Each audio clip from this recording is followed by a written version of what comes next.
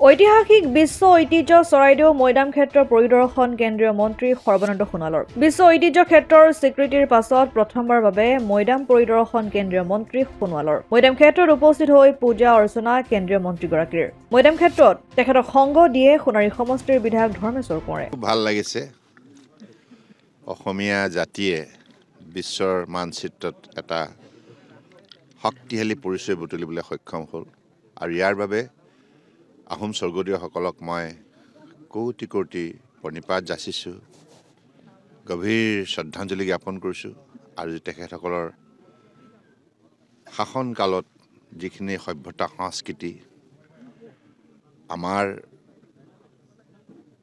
প্ৰকাশ পালে আৰু প্ৰতিষ্ঠা পালে আৰু সৌগৌৰৱজল সেই 600 বছৰ ৰাজত্বৰ আজি অসমীয়া জাতিক বিশ্বৰ অন্যতম শক্তিশালী জাতি হিচাপে পৰিচয় কৰাই দিলে। গতিকে এতিয়া পৃথিৱীয়ে চৰাইদেউ মৈদামৰ প্ৰতি আগ্ৰহ বৃদ্ধি হৈছে আৰু ইয়াক জনাৰ ইচ্ছা প্ৰকাশ কৰিছে। ইয়াৰ মহত্ব, ইয়াৰ গুৰুত্ব, ইয়াৰ মহানতা, বিশালতা এই সকলোবিলাক জনাৰ বাবে মই ইতিমধ্যে বিষয়াসকলৰ লগত কথা পাতি গম পাইছোঁ। বিভিন্ন বিদেশৰ পৰা পৰ্যটকসকল আহি বিতংভাৱে আমাৰ বিভাগৰ কৰ্মচাৰীৰ পৰা কথাবিলাক জনাৰ ইচ্ছা প্ৰকাশ কৰিছে। সেইটো এটা ডাঙৰ সফলতা মই ভাবোঁ আৰু এই গোটেই বিষয়টোৰ ক্ষেত্ৰত এটি কথা ক'বই লাগিব।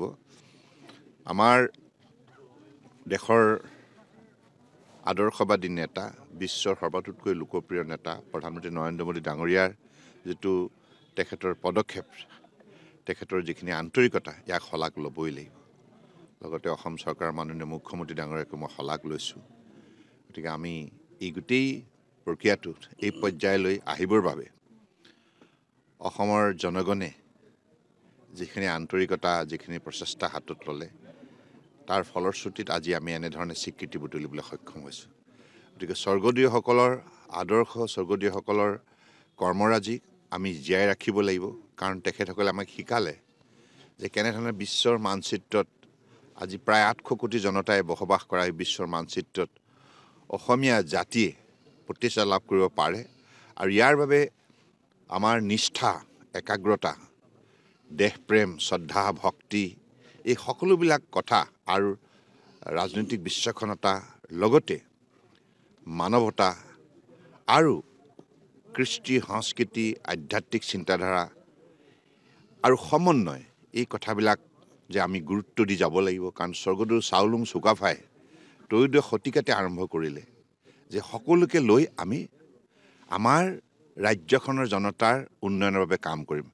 সেই যে মহান মানৱীয় দৃষ্টিভংগী, সাৰ্বজনীন মানৱীয় যিটো নীতি, ইয়াক শলাগ ল'বই লাগিব। আৰু আজি আপোনালোকে দেখিছে এই নীতি ইমান প্ৰাসংগিক বৰ্তমান।